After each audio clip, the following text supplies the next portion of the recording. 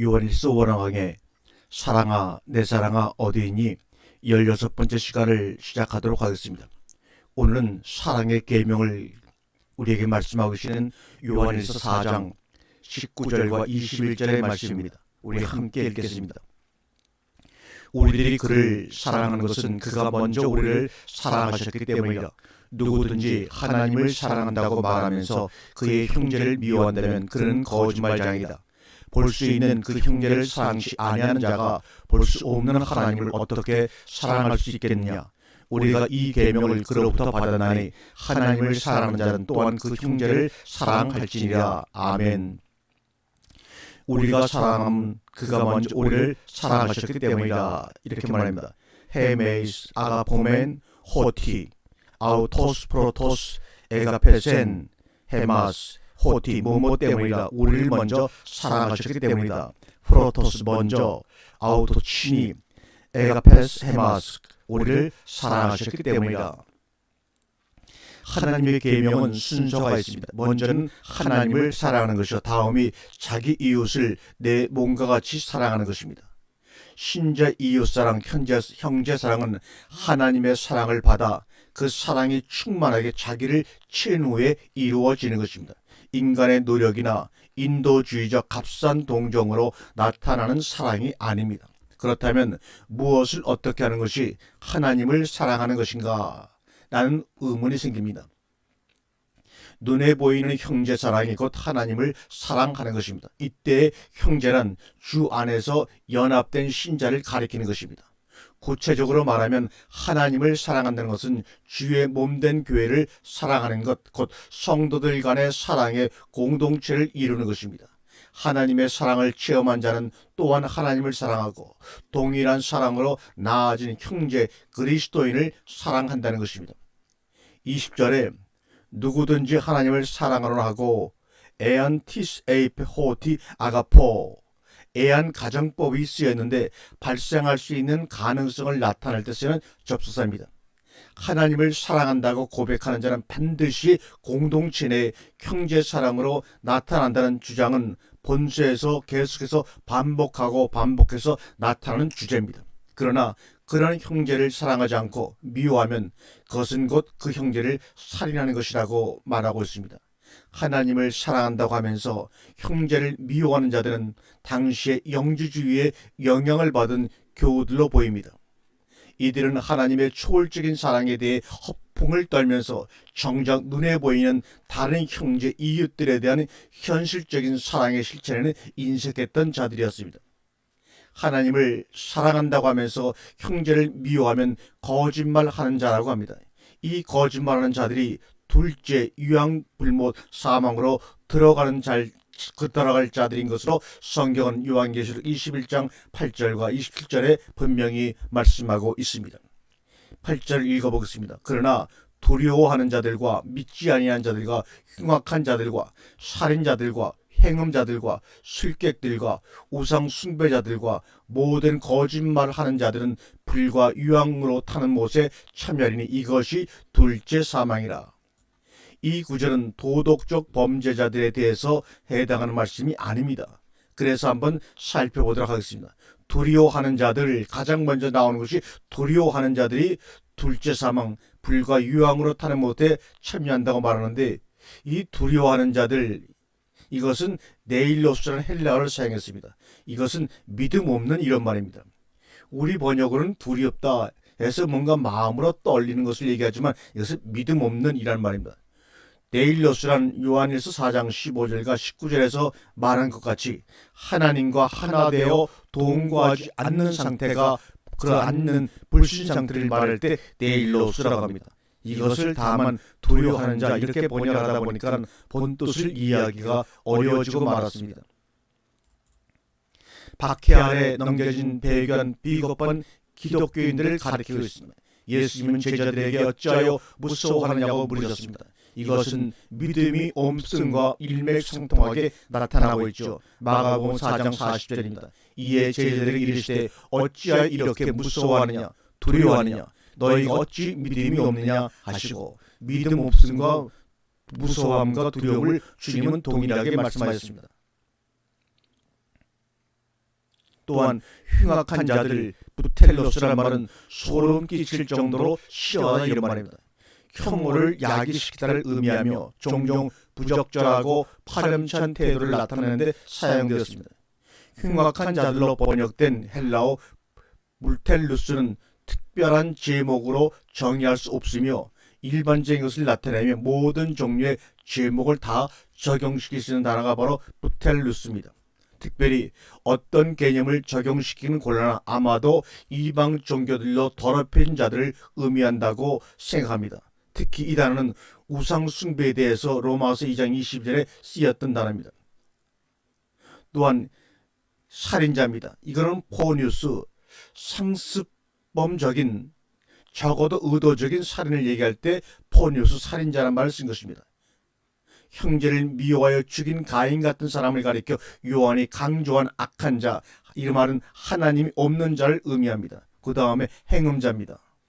포르노스, 우리가 여기서 쓰는 포르노라는 단어가 여기서 만들어진 것입니다. 포르노스, 창녀와 성관계를 맺는 음행자, 간음자, 그래서 비도덕적인 사람, 즉 돈 때문에 부도덕한 목적에 자기가 이용되는 것을 스스로 허용하는 자, 남창, 포즈를 의미하며 우상 숭배라는 의미를 가지기도 합니다. 술객, 파르마큐스, 이 말은 뭡니까? 마술가 혹은 마약을 파는 사람을 술객이라고 번역을 했습니다. 술객은 마술가들 곧 말하는 짐승의 우상을 만드는 자들, 그리고 그와 유사한 자들도 포함합니다.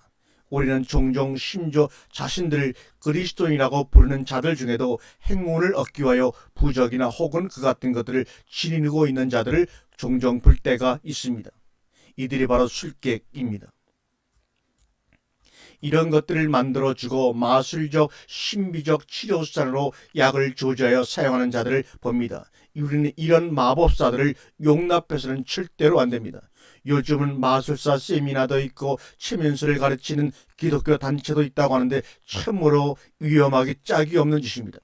따라서 계시록 21장에 열거된 항목들은 일반 도덕적인 범죄를 말하고자 함이 아니라 하나님의 뜻을 대적하는 요소들이 분명해졌습니다. 그러므로 이런 특성을 가진 자들이 불못에 들어가는 것은 당연합니다.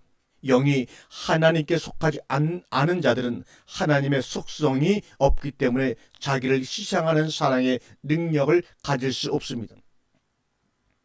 사랑의 계명은 명령이 함축한 완곡한 권면으로 사랑의 계명을 수행할 수 있는 능력도 함께 주시고 자기 백성에게 이런 사랑을 할 수 있도록 그의 영으로 재창조하신다고 고린도후서 5장 11절에 말씀하고 있습니다. 새로운 피조물이라 그 말입니다. 우리는 하나님을 사랑한다고 주장하면서 형제를 미워할 수는 없습니다. 만일 그런 상태가 된다면 그것은 거짓말쟁이란 증거일 뿐입니다. 우리의 하나님에 대한 사랑은 우리가 볼 수 있는 그분의 자녀들, 우리의 형제 자매들에 대한 사랑에 반영됩니다. 마태복음 25장 40절에 임금이 대답하여 가라사대 내가 진실로 너에게 이르노니 너희가 여긴 내 형제 중에 지극히 작은 자 하나에게 한 것이 곧 내게 한 것이니라 하시고 성도들에게 어떻게 대하느냐가 곧 주님에게 어떻게 대하느냐와 직결된 이유는 한 몸이기 때문입니다. 주님은 우리의 머리요 신자는 그의 몸의 관계이기 때문에 그렇습니다. 그래서 주님은 바울이 사울이었을 때 나타나서 다음과 같이 말씀하셨습니다. 사도행전 9장 4절과 5절입니다. 땅에 엎드려져 들으며 소리가 있어 가라사대 사울아 사울아 내가 어찌하여 나를 핍박하느냐 하시거늘 대답하여 주여 니시오니까 가라사대 나는 내가 핍박하는 예수라. 결론적으로 이렇게 말씀합니다. 4장 21절에 우리가 이 계명을 주께 받았나니 하나님을 사랑하는 자 곧 자 또한 그 형제를 사랑할지니라. 주님께 받은 계명이라면 서로 사랑하라를 의미하고 나아가서 원수까지 사랑하라는 말씀으로 된다고 생각이 됩니다. 다시 말해서 하나님을 사랑한다는 것은 눈에 보이는 사람을 사랑하는 것으로 증명하라 이런 이야기입니다.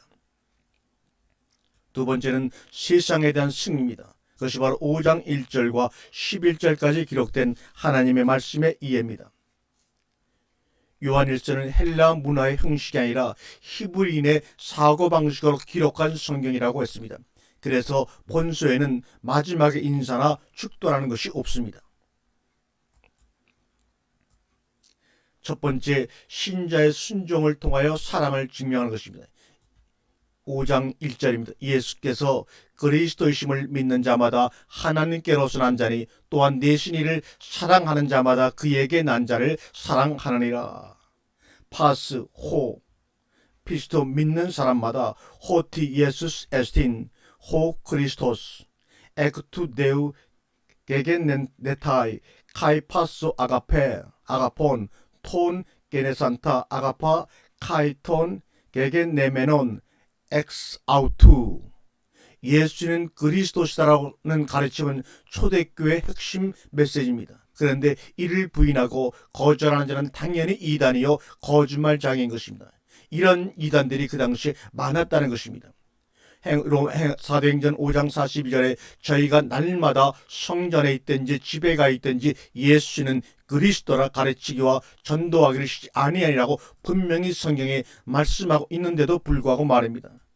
초대교회 당시에는 진리를 전하는데 오히려 핍박을 받는 것에 감사하며 기뻐서 전했습니다.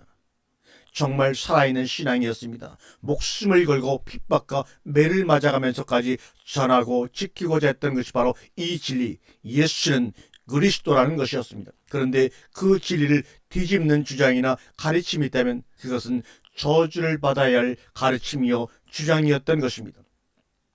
갈라디아서 1장 8절과 9절에 그러나 우리나 혹 하늘로부터 온 천사라도 우리가 너희에게 전한 복음 외에 다른 복음을 전하면 저주를 받을지어다.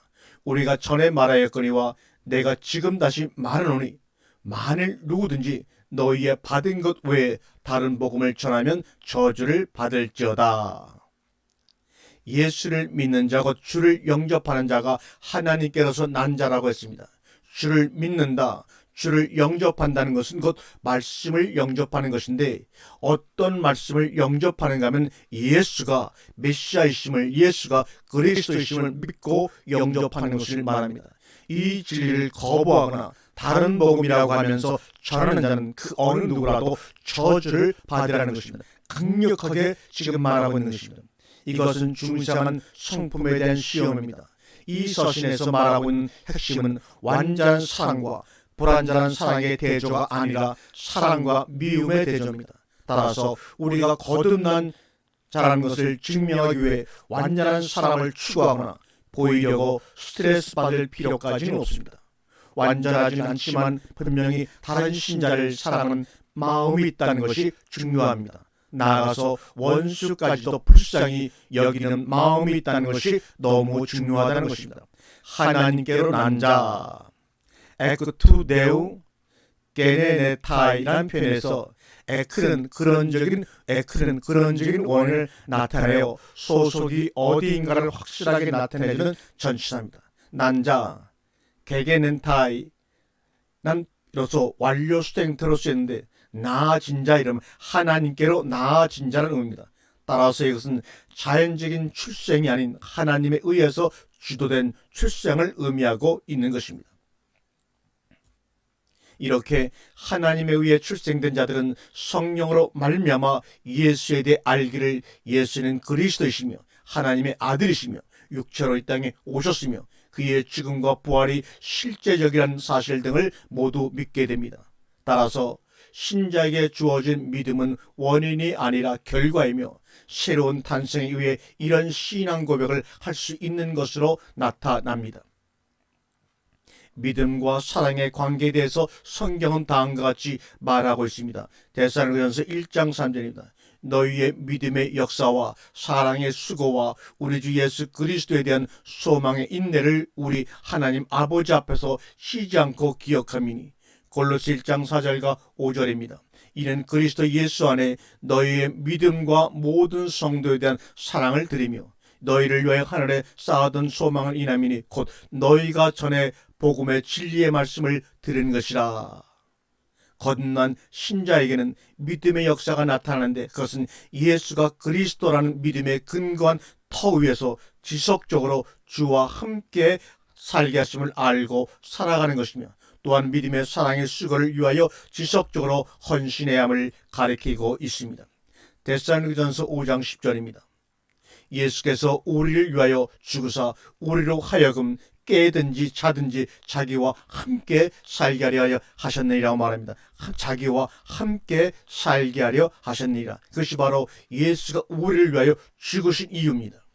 이 구절에서 자기와 함께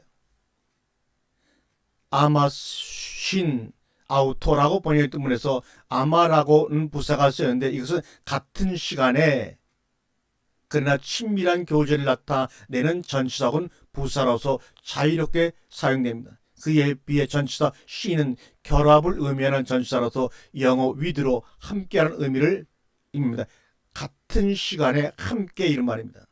그리고 메타 뭐뭐가 함께 혹은 파라 뭐뭐 곁에 메타 혹은 파라보다 밀접한 인격적 관련성을 가진 것이 바로 she이라는 결합 전치사입니다. 그러니까 이 관계는 주님과 친밀한 인격적 관계성으로 결합한 상태에서 언제 어디서든지 같은 시간 같은 장소에서 함께 삶을 살아야 할 것을 우리에게 가르치기 단합니다. 깨든지 자든지 자기와 함께 살게 하려 하심이라. 왜? 이를 위해서 예수께서 우리를 위하여 죽으셨다고 데살로니가전서 5장 10절에 분명히 말씀하고 있습니다. 요한일서 2장 3절입니다. 5장 2절과 3절입니다. 우리가 하나님을 사랑하고 그의 계명을 지킬 때 이로써 우리가 하나님의 자녀 사랑하는 줄을 알게 됩니다. 하나님을 사랑하는 것은 이것이니 우리가 그의 계명들을 지키는 것이라. 그의 계명들은 무거운 것이 아니로다라고 말합니다. 2절에서 중생한 영의 진정한 표시는 하나님을 사랑하고 형제들을 사랑하는 두 방향으로 나아갑니다. 그런데 그 하나님을 사랑한다는 증거가 보이는 형제를 사랑하는 것으로 나타나는 것 때문에 보이지 않는 하나님을 사랑하노라 운운하는 것은 별 의미가 없습니다. 우리가 그의 계명들을 지킬 때라고 말하는데 우리 한번 2절을 원문으로 보겠습니다. En tuto ginoscomen hoti agapomen ta tekna tu deu hotan ton deon agapomen kaitas 엔톨라스 아웃 포요맨. 우리가 그의 계명들 지킬 때라고 말하는 이는 너희는 내가 너희를 사랑한 것 같이 서로 사랑하는 새 계명을 의미합니다. 이때 새 계명은 이전에 없었던 새로운 계명을 주셨다는 의미가 아니라 새로운 방법의 사랑을 실천하는 계명이라는 의미입니다. 즉 이전의 사랑의 계명을 새롭게 계시하신 것이란 뜻입니다. 이것은 겉보기에는 같은 말 같지만 지금까지 말해온 내용과는 다른 것입니다. 여기서는 신자가 다른 사람들을 사랑하는 것은 하나님을 사랑한다는 토대에 근거하여 나타나는 것이라는 사실을 강조하고 있습니다. 물론 이 두 사람은 분리될 수가 없습니다. 우리가 참으로 하나님을 사랑할 때 우리는 그의 계명을 순종하기를 원하며 그의 계명은 다른 사람을 사랑하는 권면으로 나타나게 된다는 것이죠. 특히 지킨다는 말에 대해 스테반 사본은 헬라어 텔레오로 사용되었고 알랜드 사본은 포이에오를 사용했습니다. 요한은 보통 마음속에 간직한다는 의미를 가진 텔레오를 즐겨 사용합니다. 그런데 사랑한다와 지킨다는 모두 1인칭 복수 가정법을 사용하여 명령이 아니라 우리에게 권면의 의미를 가지고 있습니다. 요한의 형제 사랑의 범위는 최종적인 것은 아니지만 믿는 자들로 제한되고 있음을 알 수가 있습니다. 왜냐하면 현재 에베소 교회의 상황이 이단으로부터 공격을 받고 공동체가 흔들리는 상황이기 때문에 그들을 결속할 필요가 있기 때문입니다. 3절에서 이것들이 하나님을 사랑하는 것이다 라는 구절은 조금의 문법적 설명이 필요합니다. 한번 원문을 볼까요? 아우테 가르 에스틴 해 아가페 톤데우 아우테 이것들 에스틴 뭐뭐이다 해 아가페 사랑하는 것 데우 하나님을. 여기서 투데우는 명사 소유격입니다. 그런데 우리나라 성경은 이 하나님을 목적격으로 해석을 해버리고 말았습니다. 소유격이라는 것은 하나님의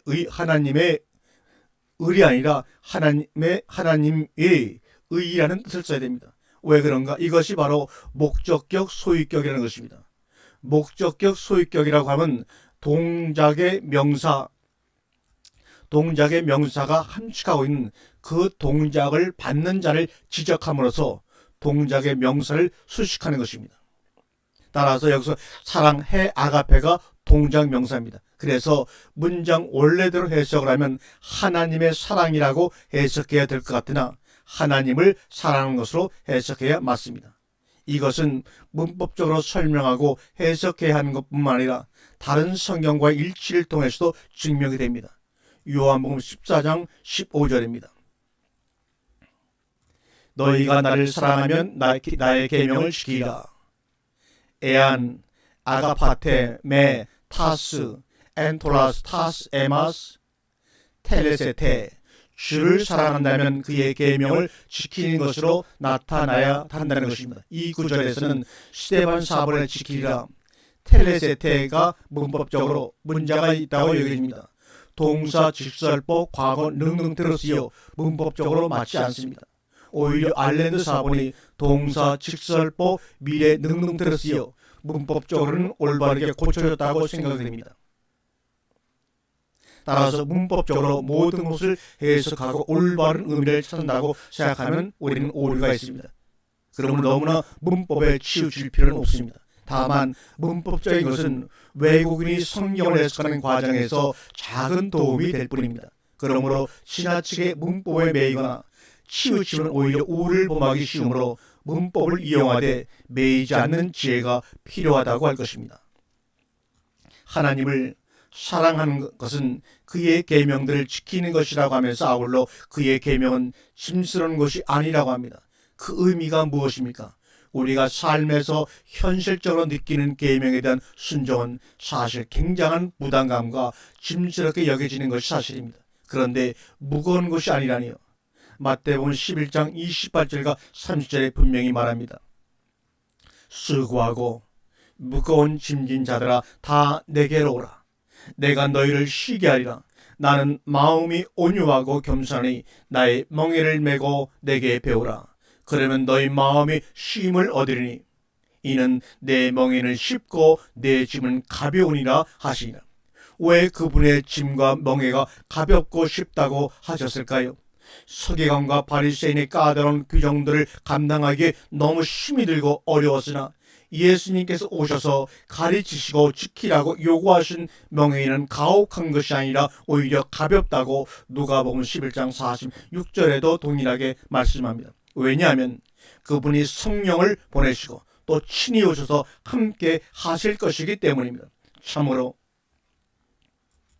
하나님으로부터 나음받은 신자라면 형제 사랑하는 것이 아가페 사랑의 자연스러운 발현이기 때문이라는 것입니다. 그러니까 우리에 대한 율법의 요구는 주님이 대신 지시거나 함께 지시기 때문에 별 문제가 되지 않습니다. 그리고 주님이 요구하시는 서로 사랑은 하나님께로 날 때 이미 아가페 사랑을 받기 때문에 그 사랑에 의해 자연스럽게 나타나게 된다는 것 때문에 쉽다는 것입니다. 주의 계명들이 비록 요구적이기는 하지만 하나님의 말씀을 사랑하고 지키려고 힘쓰는 자들에게는 그것을 순종할 수 있는 능력도 부여받게 됩니다. 그런 기쁨과 감사와 사랑의 발현이 어떻게 나타나는가에 대해서 성경은 초대교회의 모습을 제시합니다. 아가페 사랑은 자기 것을 더 이상 자기의 것으로 말하지 않고 유무상통하게 됩니다. 사도행전 2장 43절과 47절의 말씀을 한번 봉독합니다. 사람마다 두려워하는데 사도들로 인하여 기사와 표적이 많이 나타나니 믿는 사람이 다 함께 있어 모든 물건을 통용하고 또 재산과 소유를 팔아 각 사람의 필요를 따라 나눠주고 날마다 마음을 같이하여 성전에 모이기를 힘쓰고 집에서 떡을 떼며 기쁨과 순전한 마음으로 음식을 먹고 하나님을 찬미하며 또 온 백성에게 칭송을 받으니 주께서 구원받는 사람을 날마다 더하게 하시니라. 3절은 지시대명사 아우테와 이나로 연결되는데 우리가 3절을 한번 요한일서 5장 3절 한번 원문을 읽어보겠습니다. 하우테 가르 에스틴 해 아가페 투 데우 히나 타스 엔톨라스 아우투 테로멘 카이 하이 엔톨라이 아우트 마레야이 욱 에이신 아우테와 히나로 연결되는 이때 히나저는 목적이 아니라 설명의 의미로 사용됩니다. 즉 우리가 그의 계명들을 굳게 붙들고 보존하는 것이 곧 그분을 사랑하는 것이라고요. 다시 말합니다. 우리가 그의 계명들을 굳게 붙들고 보존하는 것이 그분을 사랑하는 증거란 말입니다. 투 피누마 카이 투 휘도루 카이 투 아이마 카이 오이 트레이스 에이스 투 엔 에이신. 이제는 결론의 부분에 다가왔습니다. 5장 13절과 21절까지가 요한 1세의 결론입니다. 13절을 읽겠습니다. 요한복음 5장 13절입니다. 내가 하나님의 아들의 이름을 믿는 너희에게 이것을 쓴 것은 너희로 하여금 너희에게 영생이 있음을 알게 하려 함이라. 내가 하나님의 아들의 이름을 믿는 너희에게 이것을 요한일서를 쓴 것은 너희로 하여금 너희에게 영생이 있음을 알게 하려 함이라. 타오테클랍스 히민 시나 에이데테 호티조엔 엔케테 아이오니언 토이스 피스투신 에스토 오노마 투히우 투데우. 어떤 책을 쓰든지 기록물은 그 기록을 하는 중요한 목적이 있게 마련입니다. 요한은 요한복음의 기록 목적에 대해 다음과 같이 요한복음 20장 31절에 이렇게 말하고 있습니다. 오직 이것을 기록함은 너희로 예수께서 하나님의 아들 그리스도심을 믿게 하려 함이라. 또 너희로 믿고 그 이름을 힘입어 생명을 얻게 하려 함이라. 요한복음에서는 생명을 얻게 하기 위함이라고 말씀하고 있고 요한 1서에서는 영생이 있음을 알게 하신다. 같은 말 아니겠습니까? 즉 요한복음서는 그리스도인이 아닌 자들을 그리스도인이 되게 하기 위해 기록한 것이란 말입니다. 그러나 요한 1서는 영생을 얻었다는 구원의 확신을 주기 위해 기록한 것이라고 하는 차이가 있습니다. 사도 요한은 앞에서 참된 신자와 거짓된 신자의 차이를 명백하게 지적한 후에 이제 그리스도 안에서 아들의 생명을 가진 자들은 믿음에 흔들릴 이유가 없다고 강조합니다. 이단 영지주자나 거짓 종들의 가문이선이나 유혹에 절대 요동할 필요가 없음을 잘라 말합니다. 예수 그리스도를 믿는다면 그 사람은 분명히 구원 곧 영생의 확신을 가져도 됨을 강조한 것입니다. 이어 나오는 20절까지도 크게 두 가지 확신을 더 말하고 있습니다. 14절 19절까지는 기도의 확신에 대해 말하고 있고 18절과 20절에서는 영적인 지식의 확신을 다루고 있다고 할 수 있습니다. 믿음은 항상 현재형이어야 합니다. 그래서 믿음의 행위는 동적이고 실제적인 것으로 나타나줘야 합니다. 예수의 이름을 믿는다는 것은 그분의 인격을 믿고 인정하는 것과 같습니다. 그래서 그분의 말씀을 처음부터 믿고 신뢰하여 변질시키지 말고 그대로 보존하여 지켜내야 하는 것입니다. 주님은 당신의 인격성, 그의 신문과 사역을 통해 하나님 아버지가 어떤 분이신지를 적절하게 완전하게 드러내셨습니다. 요한복음 17장 6절과 14절입니다. 세상 중에서 내게 주신 사람들에게 내가 아버지의 이름을 나타내었나이다. 저희는 아버지의 것이었는데 내게 주셨으며 저희는 아버지의 말씀을 지켰나이다. 14절입니다. 내가 아버지의 말씀을 저희에게 주었사오니 세상이 저희를 미워하였사오니 이는 내가 세상에 속하지 아니한 같이 저희도 세상에 속하지 아니함을 인합니다. 저희는 아버지의 말씀을 지켰나이다. 내가 아버지의 말씀을 저에게 주었사오니 주님의 마지막 기도에서 하시는 요점입니다. 내가 아버지의 말씀을 저희 쪽에 주었습니다. 그리고 그들은 그 말씀을 간직하고 붙잡았나이다. 얼마나 이 기도를 하시면서 주님의 마음이 흡족하셨을까요? 우리가 세상에 속하고 아니하고의 갈림길이 아버지의 이름과 말씀에 의해 좌우됨을 강조하는 말씀입니다. 요한일서 5장 14절과 15절입니다. 그를 향하여 우리의 가진 바 담대한 것이 이것이니 그의 뜻대로 무엇을 구하면 들으심이라. 우리가 무엇이든지 구하는 말을 들으시는 줄 안즉 우리가 그에게 구한 그것을 얻은 줄로 또한 아느니라. 그를 향하여 우리의 가진 바 담대한 것이 이것이니 카이에안 오이다멘 호티 아쿠에이 헤먼 호에안 아이토페다 오이다멘 호티 에코멘 타 아이테마타 하 에덴카멘 앞아우투. 여기서 두 번째 확신을 강조합니다. 앞서 13절에서 영생의 확신을 말하고 나서 이번에는 기도의 확신을 말씀합니다. 이러한 영적인 확신의 요소들은 무엇보다도 하나님과의 관계성 가운데서 담대함이라는 것으로 묘사됩니다. 그를 향하여 우리의 가진 바 담대한 것, 이 담대함이라는 헬라어가 바로 팔레시아는 요한일서에서 크게 두 종류로 소개되지요. 첫째는 종말론에 관계된 입장에서의 담대함이고 그것이 바로 요한일서 2장 28절과 4장 17절입니다. 다른 하나는 기도에 대한 입장에서의 담대함입니다. 3장 21절과 22절에 나와 있죠. 그리고 여분에 다시 한번 그를 향하여 우리의 가진 바 담대한 것이란 말로 표현되고 있습니다. 종말을 심판할 때 담대함의 근거는 주 안의 거함과 형제 사랑을 실행함으로 주어지는 것이고, 기도에 대한 담대함은 자기가 자기를 책망할 것이 없을 정도로 주의 계명을 지키며 주를 기쁘시게 할 경우와 그의 뜻대로 무엇을 구할 때라고 합니다. 우리 신자들이 가장 더디게 성장하는 것 중에 하나가 이 기도라고 생각합니다. 기도는 우리의 뜻을 하나님께 강요하는 도구가 아닙니다. 수단이 아닙니다. 오히려 우리의 뜻을 하나님께 전적으로 복종하기 위한 뜻입니다. 우리가 하나님의 뜻을 찾고 그 뜻을 수용하여 그의 뜻에 참여하는 것입니다. 사실 기도의 사람으로 유명해진 조지 물러 목사도 기도할 때마다 성경을 펴놓고 오랫도록 묵상하고야 기도했다고 할 정도로 하나님의 뜻을 찾는 것이 중요하고 우선이라는 것입니다.